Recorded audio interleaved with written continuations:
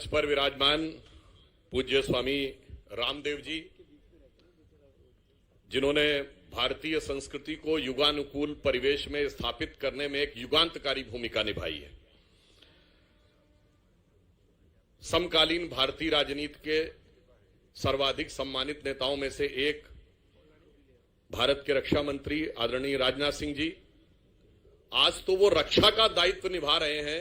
मेरा जब 3 दशक पूर्व उनसे परिचय हुआ था तो इसी वैदिक संस्कृति के उत्थान के दायित्व का श्री गणेश कर रहे थे, जब उन्होंने वैदिक गणित की शुरुआत शिक्षा मंत्री के रूप में कल्याण सिंह जी के मंत्रिमंडल में किया था।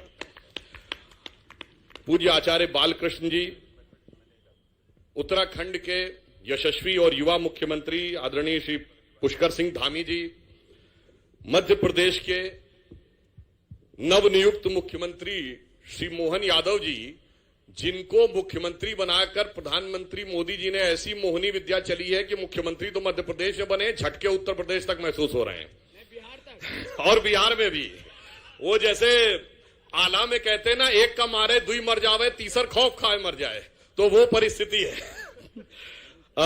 भारत सरकार के न्याय मंत्री आदरणीय श्री अर्जुन मेघवाल जी, स्वामी यतीश्वरानंद जी, युग पुरुष स्वामी परमानंद जी, धन सिंह जी, सतपाल सिंह जी, डॉक्टर रमेश पोखरियाल निशंक जी, पूज्य लक्ष्मण जी, आदरणीय बाबा बालकनाथ जी, स्वामी आर्यवेश जी, स्वामी प्रणवानंद जी, राजीव जी, यशदेव शास्त्री जी, आज हम सब यहां जब एकत्र हैं तो एक अद्भुत संयोग है। देखिए, यह धर्म का क्षेत्र है और कर्म के प्रतिनिधि के रूप में मुख्यमंत्री और रक्षा मंत्री जी हमारे मध्य उपस्थित हैं और स्थान है भारत की 7 मोक्षदायिनी नगरियों में से एक हरिद्वार। तो मैं कह सकता हूं, धर्म, कर्म और मोक्ष की वह त्रिवेणी आज इस स्थान पर हमें दिखाई पड़ रही है और एक अलग सुखद अनुभूति करती है। मैं पूज्य स्वामी रामदेव जी का इस बात के लिए बहुत प्रशंसक हूं कि उन्होंने जब वैदिक संस्कृति और वैदिक शिक्षा को युगानुकूल परिवेश में प्रस्तुत किया तो उन्होंने नाम पातंजलि योगपीठ ही रखा। उन्होंने कोई नया नाम देने का प्रयास नहीं किया। अर्थात आज की युवा पीढ़ी, जिसमें हमारे जमाने के भी लोग थे, वो ऋषि पतंजलि का नाम तो जानते थे, पर उन्हें अक्सर जानकारी नहीं होती थी। किसी को नहीं पता होता था कि सांख्य दर्शन कपिल मुनि ने दिया, न्याय दर्शन गौतम ऋषि ने दिया, तो योग दर्शन पातंजलि ऋषि ने दिया। परंतु आज पातंजलि का नाम आते ही सबको स्वतः योग ध्यान आ जाता है। और योग ऐसा योग है जो सिर्फ शरीर के योग से शुरू होकर परमार्थ तक योग बनाता है। और आप देखिए कि जिस अभियान का प्रारंभ स्वामी जी ने किया था, आज वो इस सीमा तक पहुंचा कि जब हमारी सरकार बनी 2014 में, तो प्रधानमंत्री श्री नरेंद्र मोदी जी ने जब अंतर्राष्ट्रीय योग दिवस का प्रस्ताव किया संयुक्त राष्ट्र संघ में, तो 170 से अधिक देश उसके समर्थक नहीं बने, दूसरे प्रस्तावक बने, जो यूनाइटेड नेशंस की हिस्ट्री में आज तक नहीं हुआ था। और पिछले योग दिवस पे आपने देखा, जब संयुक्त राष्ट्र मुख्यालय पर मोदी जी ने योग किया तो 145 देशों के प्रतिनिधि वहां मौजूद थे। मैं कह सकता हूं, यदि भारत को विश्व गुरु बनना है और एक सकारात्मक ऊर्जा के द्वारा विश्व का नेतृत्व करना है, तो 170 देशों में जो व्यक्ति जहां जहां योग करता होगा, तो कहीं ना कहीं भारतीय संस्कृति के प्रति श्रद्धा का भाव उसके मन में स्वतः उत्पन्न हो जाता होगा। यहां पर एक और सुखद दृश्य दिखता है। युवा बच्चे, और अभी मैं देख रहा था ताइक्वांडो, जूडो, कुश्ती, मल्लखंब, इन सारी चीजों का प्रदर्शन बच्चे कर रहे थे। परंतु ये सारी विद्याएं भी मूलतः भारत से ही निकली थी, जिसका प्रमाण यह है कि जो चाइनीज मार्शल आर्ट है उसको कुंग-फू कहते हैं, जो जापानीज मार्शल आर्ट है उसको क्या कहते हैं, जुजुत्सु। आप सबने सुना होगा, जापानीज मार्शल आर्ट को जुजुत्सु कहते हैं। और इस जुजुत्सु शब्द की उत्पत्ति जानते हैं कहां से? यह संस्कृत के युयुत्सु शब्द से है। युयुत्सु शब्द का अर्थ होता है जो युद्ध के लिए तैयार हो और पोजीशन लेके खड़ा हो। और आप सब ने यह शब्द सुना है, महाभारत का पहला श्लोक है, धर्म क्षेत्रे कुरुक्षेत्रे समवेता युयुत्सवा। यानी मैं ये कहना चाहता हूं, शांति से लेके, समृद्धि से लेके, ज्ञान से लेके, सभी प्रकार के और युद्ध करने की कला तक भारत ने विश्व का नेतृत्व किया। और यहां पर मुझे इसलिए एक सुखद संयोग नजर आता है कि स्वामी जी के नेतृत्व में प्राचीन भारत की जो सनातन संस्कृति है उसका प्रादुर्भाव और पुनर्स्थापना हो रही है, और उसके अनुपालन में सबसे ज्यादा युवा और बच्चे दिख रहे हैं। अर्थात आज के समय में हम विश्व के सबसे बड़े देश हो गए हैं आबादी के मामले में। Now we are the biggest country, पर हम यंगेस्ट कंट्री भी हैं, क्योंकि युवा आबादी सबसे ज्यादा हमारे यहां है। पर यह सिर्फ सत्य नहीं है, यह तो अर्ध सत्य है। पूर्ण सत्य यह है कि we are the youngest country and the oldest civilization. यानी सबसे हम युवा देश हैं और सबसे प्राचीन सभ्यता हैं, और यहां पर उस युवा और प्राचीन दोनों का समन्वय नजर आ रहा है। अर्थात हमारे एक गौरवशाली भूतकाल का भी दृश्य दिख रहा है और स्वर्णिम भविष्य की संभावनाएं भी दिख रही हैं। तो यहां पर उपस्थित साधु संतों और युवा बच्चों को एक साथ देखकर मेरे मन में, इस गुरुकुल में देखकर यह भाव उत्पन्न होता है कि गौरवशाली था भूत, भविष्यत भी महान है, अगर संभालें आप उसे जो वर्तमान है।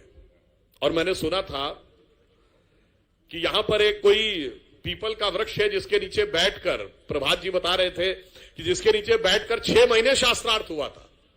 तो हमारे यहां गुरुकुल में इस बात की भी एक परंपरा थी कि किसी भी चीज को सिर्फ कहने से स्वीकार नहीं किया जाता था, शास्त्रार्थ करिए, एक पक्ष रखिए, दूसरा पक्ष रखिए। और शास्त्रार्थ महारथी थे पूज्य स्वामी दर्शनानंद जी। जी, जब इन्होंने अंतिम श्वास ली, कौन से गांव में थे? हाथरस में। तो पहले दिन उन्हें ढिढोरा पटवाया, भाई कल मैं जा रहा हूं, किसी के मन में शंका हो आज ही आकर के शास्त्रार्थ कर लो। इतने बड़े महापुरुष थे जाने से पहले। तो पूज्य स्वामी जी ने उसका विवरण बताया। अब मैं बताना चाहता हूं, आज पूरी दुनिया में जो एक संघर्ष का वातावरण है, उनमें समन्वय कहां से बन सकता है। इस समय अंग्रेजी का नया साल शुरू हुआ है 5-6 दिन पहले, परंतु आपको पता है ये जो ग्रेगोरियन कैलेंडर है, जो ज्यादातर क्रिश्चियन कंट्रीज में माना जाता है, ये एक सोलर कैलेंडर है, यानी सौर पंचांग, जो सूर्य की गति के द्वारा निर्धारित होता है। इसीलिए इसमें हमेशा डेट एक ही दिन पड़ती है, 1 जनवरी को ही शुरू होता है ये साल, और क्रिसमस 25 दिसंबर को ही पड़ता है। दूसरी तरफ जो दूसरा पंचांग है वो चंद्र पंचांग है, यानी ज्यादातर मुस्लिम कंट्रीज में अडॉप्ट किया जाता है, वो चंद्रमा की गति से निर्धारित है। इसलिए उसमें दिन अलग अलग पड़ते हैं, मगर इतने अलग पड़ जाते हैं कि आपने देखा होगा कभी ईद गर्मी में पड़ती, कभी जाड़े में पड़ती है। मगर जो भारतीय पंचांग है, हमारा हिंदू पंचांग है, वो जानते क्या है? वो चंद्र पंचांग है, मगर वो कैलिब्रेट होता है हर 4 साल में एक बार सौर्य पंचांग के साथ, जिसे 4 साल में एक बार पुरुषोत्तम मास आता है, या अधिक मास या मल मास कहते हैं।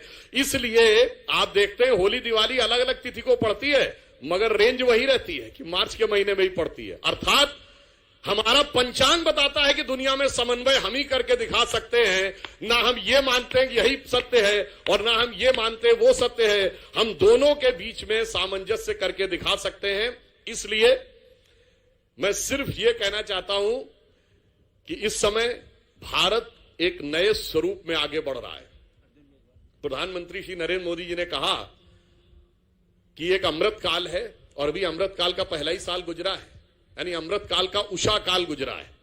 और भारत जिस शक्ति के साथ आगे बढ़ रहा है, 1 हफ्ते के बाद उत्तरायण सूर्य आने वाला है, और मुझे पूर्ण विश्वास है कि भारत का भी सूर्य उत्तरायण की तरफ जाने वाला है। सूर्य उत्तरायण में होंगे, और उधर सूर्यवंशी भगवान राम प्राण प्रतिष्ठा के साथ भव्य मंदिर में स्थापित भी होने जय श्री राम। और ऐसा अद्भुत संयोग बना है कि हम दुनिया की सबसे बड़ी इकोनॉमी, फास्टेस्ट ग्रोइंग इकोनॉमी नहीं बने। आपने देखा कल ग्लोबल टाइम्स ने मोदी जी की तारीफ कर दी। भाई इसका मतलब यह हो गया जो दुश्मन है वो भी मानने लगा भारत सही दिशा में जा रहा है। और अब इसका मतलब भारत का आने वाला समय किसी के द्वारा रुकने वाला नहीं है। और अंत में मैं सिर्फ ये कहना चाहूंगा, आज हम हिमालय के प्रांगण में बैठे हैं। जब हम अभी मैकाले की शिक्षा व्यवस्था की बात सिंह साहब कर रहे थे, ये मैकाले और मार्क्स के मनोरोग हमारे दिमागों में भर गए हैं। इससे हमें मुक्त होना है। इसका सबसे बड़ा मनोरोग जानते क्या है? वो ये है कि हम एक देश थे ही नहीं। ये तो बाहर से आके काफिले बसे, उन्होंने मिलकर हमें एक देश बना दिया। जिसे हम बचपन में एक शेर सुनते थे ना, सर जमीने हिंद पर अक़वाम आलम के फिराक, काफिले बसते गए हिंदुस्तान बनता गया। हमारा देश ये नहीं था। हमारा देश क्या था? जो हिंदी के प्रख्यात कवि जयशंकर प्रसाद जी ने कहा है, हिमालय के आंगन में प्रथम उसे किरणों का दे उपहार, उषा ने हंस अभिनंदन किया और पहनाया हीरा-खार। अर्थात यहीं से सभ्यता जन्मी और जगे हम लगे जगाने, विश्व लोक में फिर फैला आलोक, व्योमतम पुंज हुआ तब नष्ट, निखिल संस्कृति हो उठी अशोक। यानी संपूर्ण जगत को हमने एक नई दिशा दी और आज भी हम वो नई दिशा देने के लिए उद्यत हैं। और अंत में मैं एक वाक्य और कह दूं, उसी संस्कृति सभ्यता के द्वारा, उसी वैदिक सभ्यता और संस्कृति के द्वारा जिसने सदैव विश्व को नया मार्गदर्शन दिया है, स्वामी जी जिसको एक नए युगानुकूल परिवेश में स्थापित कर रहे हैं, वही सिर्फ भारत के कल्याण के लिए नहीं, विश्व के कल्याण का भी मार्ग प्रशस्त करेगा। अटल जी की वह प्रसिद्ध कविता थी, हिंदू तन मन हिंदू जीवन, रग रग हिंदू मेरा परिचय। उसी के अंतिम छंद से मैं समाप्त करता हूं। जो आज दृश्य दिख रहा है, यही भविष्य का विराट रूप लेगा, जो बीज रूप में दिख रहा है। मैं अखिल विश्व का गुरु महान, मैं अखिल विश्व का गुरु महान, देता विद्या का अमर दान। मैंने दिखलाया मुक्ति मार्ग, मैंने सिखलाया ब्रह्म ज्ञान। मेरे वेदों का ज्ञान अमर, मेरे वेदों की ज्योति प्रखर, मानव के मन का अंधकार क्या कभी सामने सका ठहर। मेरे स्वर नभ में गहर गहर, सागर के जल में छहर छहर, इस कोने से उस कोने तक कर सकते जगती सौरभ में। हिंदू तन मन हिंदू जीवन, रग रग हिंदू मेरा परिचय। और आश्वस्त रहिए, भारत मां अंगड़ाई लेती, सुप्त चेतना जाग रही, ऋषि मुनियों की देवधरा फिर अपना रूप संवार रही। धन्यवाद।